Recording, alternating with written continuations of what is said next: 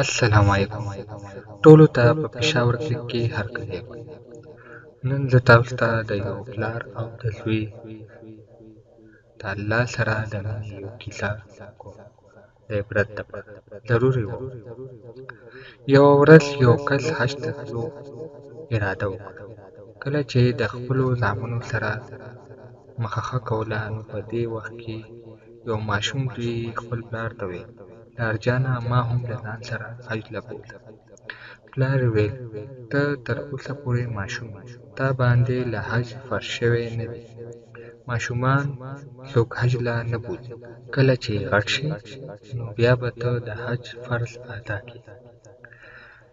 ده ورته ډېرې خبرې وکړې. هلک د ډېرو لاریو او د عذرونو وروسته خپل پلار دې ته راضي کړو چې د ځان سره یې حج له بوځي. نو دواړه مکې معظمې ته د حج کولو په موخه روان شول.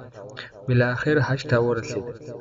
د کعبې شریفې نه یې د طواف کولو په مهال زوی د خپل پلار نه پوښتنه وکړه: پلار جان، الله جل جلاله چېرته دی؟ آیا په خپل کور کې دی؟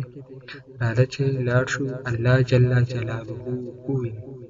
پلار یې ویل: مونږه الله جل جلاله نه شو لیدلی. د الله جل جلاله د کور نه طواف وکړو. زوی خپل پلار ته وویل: پلار جانه آیا داسې کیدی شي چې مېلمه چا کره ورشي او د کور والا نه وي؟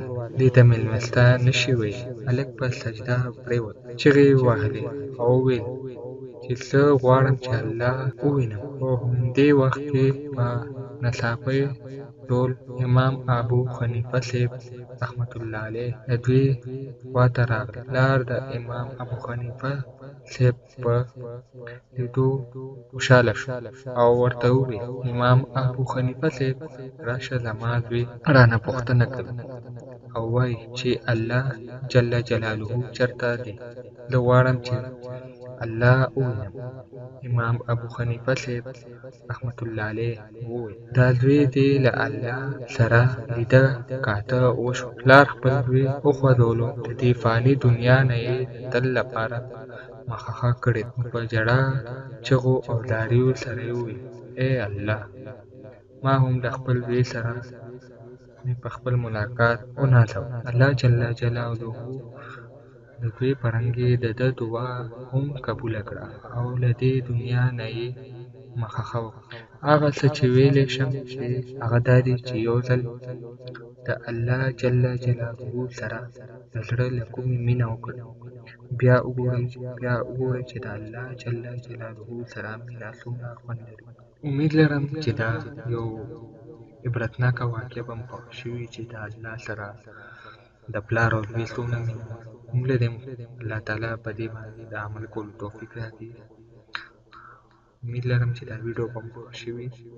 نو دا ویډیو لایک کړئ او خپلو ملګرو سره یې شیر کړئ. د راتلونکي ویډیو لپاره زه تاسو نه اجازت غواړم. د الله په امان.